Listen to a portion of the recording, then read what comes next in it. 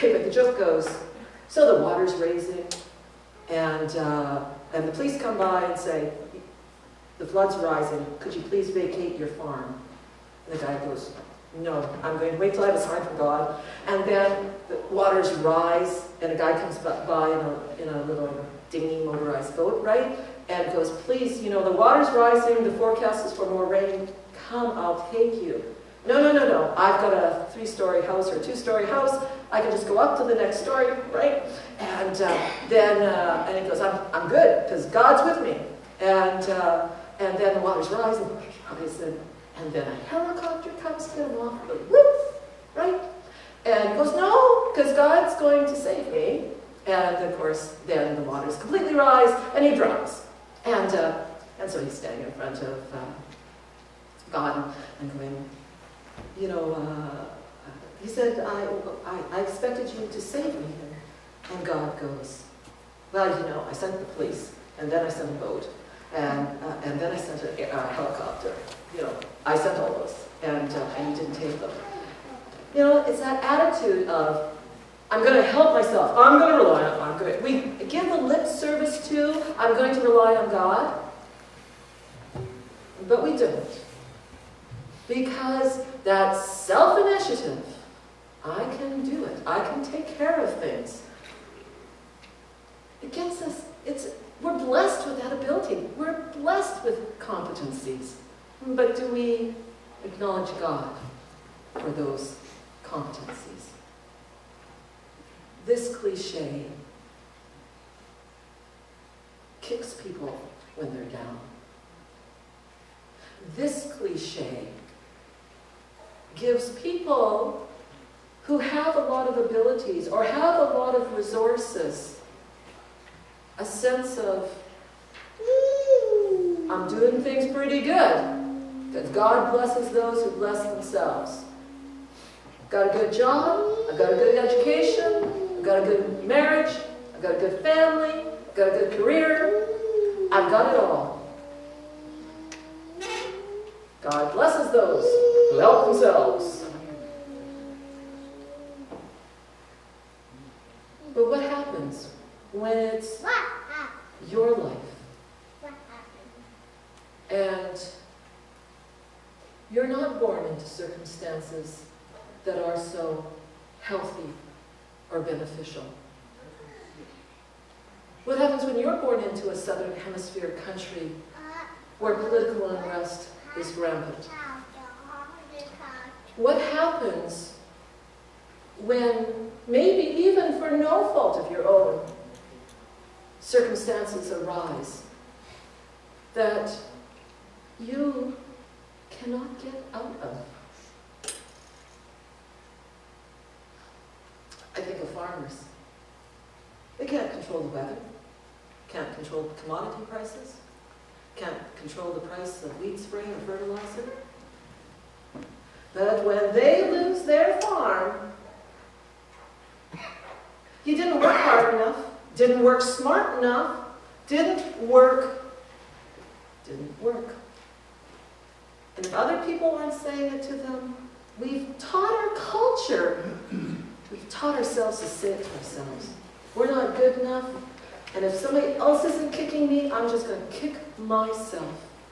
I'm going to kick myself. You see, that's not who Jesus is.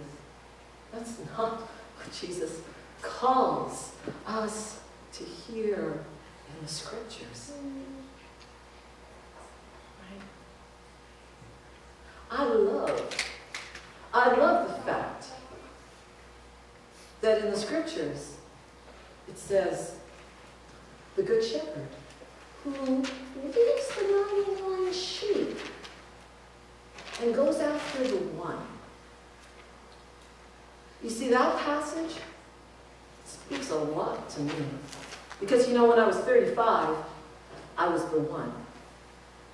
And when I discovered that passage and realized that God had left all of you guys and went and found me,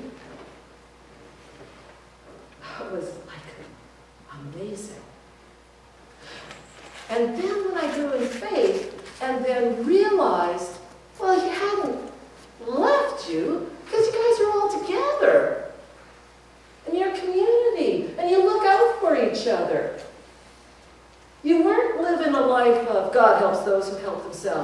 You were looking out for each other. But I'm pretty darn okay with that passage because I'm one of the 99 now. And then Jesus says, go out in pairs and find those ones now. You're my feet on earth. You don't have to go out by yourself. He sends those disciples out in pairs. God helps us when we are in need of help.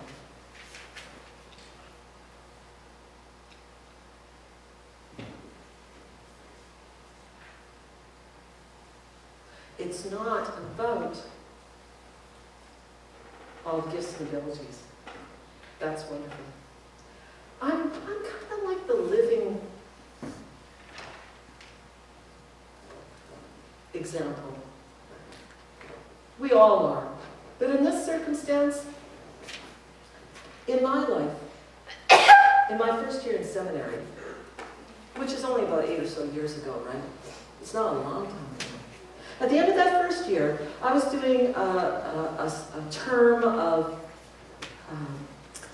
clinical pastoral education, student chaplaincy, over at St. Paul's Hospital. So by morning, you're on the wards, and by the afternoon, you're in your small group with the 6 or 7 other students who are in ministry training in different denominations, and with a trained facilitator. And part of that time is to debrief what our experiences were. How is God using you? How did you feel God speaking to you? How did you encounter God in and through people? How did you do ministry and pastoral care and counseling? And how did you, and all those things. But always that focus around how is God speaking in and through you, right? But then also this self-awareness. By midpoint, one of our responsibilities is to evaluate each other, to provide feedback. And one of the things that we had to do was to talk about how we saw each other. Imagine my surprise at midterm when I had feedback from these people who I'd grown very near and dear to, who said to me when they were evaluating me, they just said, gee, Kristen, we'd really like to get to know you better, but you just don't seem to let us in. And I'm oh, okay. But they explained it a bit more. But you know, that was hard to hear. And then they said, you know, you're really capable and you're really competent. And like you're really smart, and you're able to think on your feet pretty fast, and you're able to talk, you know, explain things. You know, like just, and I'm going, oh, thanks. And they go, that really intimidates us. And I'm like, because you're really intimidating. I'm like, what? And we just said, well, you know, really, you know, and one person talked about that they're not very organized, and it takes them a long time. It's not to be able to talk about some things and to be able to express what was going on, and they just go, I really don't think that you probably would ever really, if it wasn't for this circumstance, you wouldn't really want to be my friend, because I'm not really kind of good enough. And I'm like, what? It's like, you're amazing. It was devastating. It was devastating. But I knew that they were saying it out of their deep love for me as people, as faith-filled people who spoke truth. And I said to them, I'm not exactly aware of what you're saying, but I get it. I know it.